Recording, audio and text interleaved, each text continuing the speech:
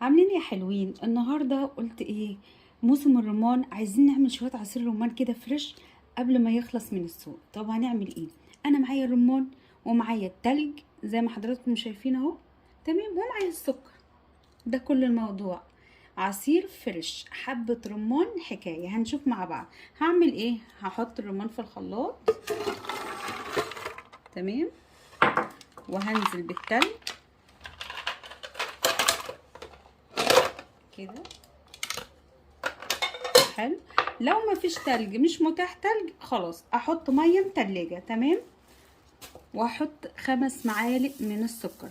كلنا عارفين الرمان بيبقى زايع شويه، تمام. فحطيت 5 معالق من السكر. عايزه تقللي برضو براحتك. على ايه؟ على 2 من الرمان، 2 كبار من الرمان، تمام.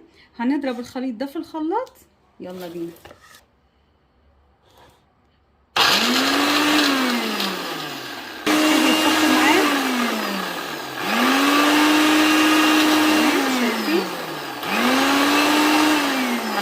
وهرجع معاكم. وده شكله حلوين بعد ما ضربته في الخلاط والتلج اهو، تمام. جبت ايه؟ جبت بوله وجبت مصفى وهصفي اهو. بصوا، لو عايزه تقليه اكتر من كده يبقى زودي كمان حبه رمان او قلي في التلج شويه، تمام. هصفي كده وارجع. وصفيته يا حلوين معاك اهو. بصوا الحاجات اللي طالعه في التلج ده اللي انا مش عايزاه، تمام. انا عايزه العصير كده صافي من غير اي بذور فيه، تمام. هو الرمان لسه اخضر شويه، مش محمر قوي يعني، فعشان كده طلع اللون ده. يلا نشوف هنعمل ايه. وهرجعنا مع بعض بعد ما صفيت الرمان بتاعنا كده. هاتي بقى اي مج، اي كاس، اي حاجه عندك، وصبي بقى العصير بتاعك بالشكل ده. بصوا القوام يا جماعه، بصوا الشكل عامل ازاي. حبه عصير رمان فريش كده بتعمليهم في 5 دقايق، تمام. انت بقى، انا بوريك الطريقه وانت ضعف الكميه زي ما انت عايزه.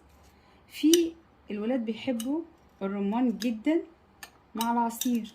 نحط بقى احنا الرمان بتاعنا اهو. في ولاد عايزين كده وفي ولاد عايزين كده، تمام اهو.